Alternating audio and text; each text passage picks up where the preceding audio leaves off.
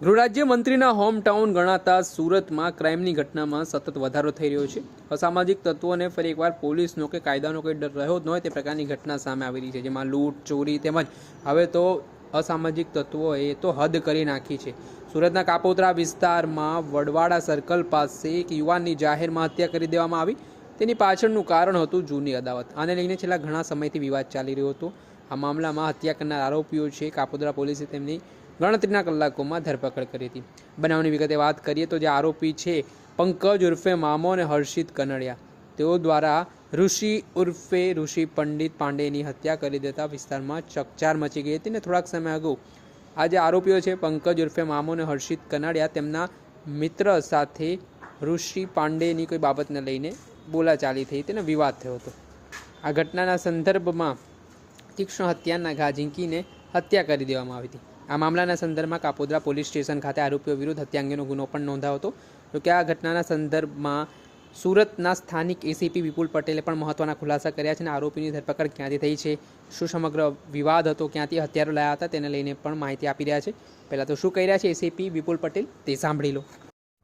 ગઈ તારીખ 24/11/2024ના રોજ કલાક 18:30 વાગે કાપોદ્રા પોસ્ટે હદના વડવાડા સર્કલ પાસે જાહેરમાં એક ઈસમને છરીના ઘા મારીને મૃત્યુ નિપજાવેલ હોય તેવી હકીકત મળતા એ અનુસંધાને કાપોદ્રા પોલીસ સ્ટેશન ખાતે ખૂનનો ગુનો રજીસ્ટર કરવામાં આવેલ અને આગળની તપાસ પોલીસ ઇન્સ્પેક્ટર શ્રી MB અવસરોનાઓએ સંભાળી લીધેલ।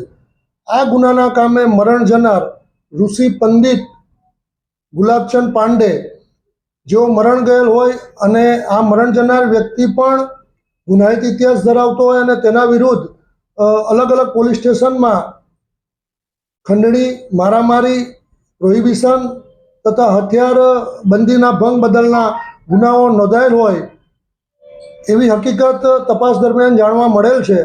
આ ખૂનનો ગુનો બનવાનું કારણ એ છે કે આ ગુનાના મુખ્ય બે આરોપી પંકજ ઉર્ફે મામો ઉર્ફે આંબા ભીમસિંહ રાજપૂત રહેવાસી મુરઘા કેન્દ્ર કાપોદ્રા સુરત તથા હર્ષિત ઉર્ફે ટકો ગોવિંદભાઈ કનાડિયા રહેવાસી રચના સોસાયટી કાપોદ્રા, આ બંને ઈસમો જે છે એ અંકુશ રાજપૂત નામના વ્યક્તિના મિત્ર થતા હોય અને ઋષિ પંડિત પણ તેઓનો મિત્ર થતો હોય અને અગાઉના ગુનાની એક બનાવની જે અદાવત રાખી આ હુમલો કરવામાં આવેલ અને જેમાં ઋષિ પંડિત મરણ જાહેર કરવામાં આવેલ। આ ગુનાના કામે પોલીસ ઇન્સ્પેક્ટર શ્રી કાપોદ્રા તથા તેઓના સર્વેલન્સ સ્ટાફે પોતાના અંગત બાતમીદારોથી તથા સીસીટીવી ફૂટેજ મેળવી ગુનામાં સંડોવાયેલ બંને આરોપીઓની ધરપકડ કરવામાં આવેલ છે અને હાલ આ ગુનાના આરોપીઓ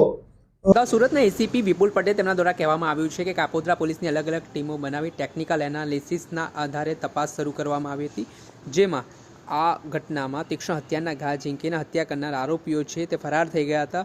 એમાં પોલીસ અલગ અલગ ટીમો થકી માત્ર ગણતરીના કલાકોમાં આરોપીઓની ધરપકડ કરવામાં આવી હતી, જેમાં આ આરોપીઓ છે તે અગાઉ પણ આ પ્રકારની ઘટનાને અંજામ આપી ચૂક્યા હોવાની વિગતો સામે આવી રહી છે અને જે સરા જાહેરમાં સુરતમાં હત્યાની ઘટના સામે આવ્યા બાદ અનેક પ્રકારના સવાલો ઉઠી રહ્યા છે।